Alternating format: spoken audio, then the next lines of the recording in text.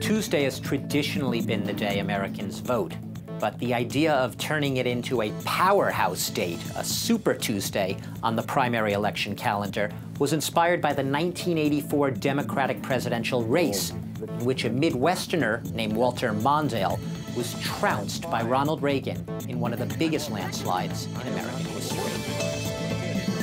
Chastened by defeat, Democrats sought a way to give moderate voters from southern states more influence in primary races by having them all vote on the same day. Fast forward 3 decades and Super Tuesday has evolved. It's now staged not in one region, but across a broad swath of geographically and demographically diverse states. There's no national primary day in U.S. presidential elections. So Super Tuesday 2020, held this year on March 3rd, when 14 states and 2 U.S. territories vote at once, it's the closest Americans get to a single snapshot of a candidate's chances of securing their party's nomination. It's the first true test of whether a candidate has what it takes to go the distance.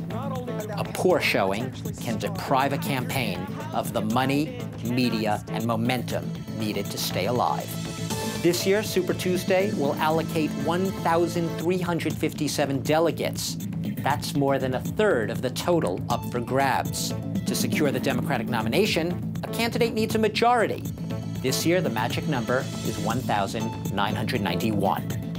Republicans also vote in several states on Super Tuesday, but the absence this year of a viable challenger to Donald Trump has turned these contests into a virtual rubber stamp vote in favor of the incumbent.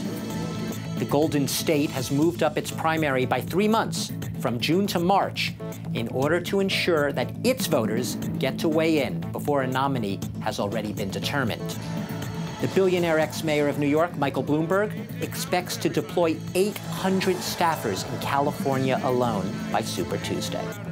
In a crowded and divided Democratic field, Super Tuesday is likely to winnow the field down, but it's not likely to mark the end of what promises to be a long nominating contest, one that could drag on until the Democratic National Party convention in Milwaukee in July.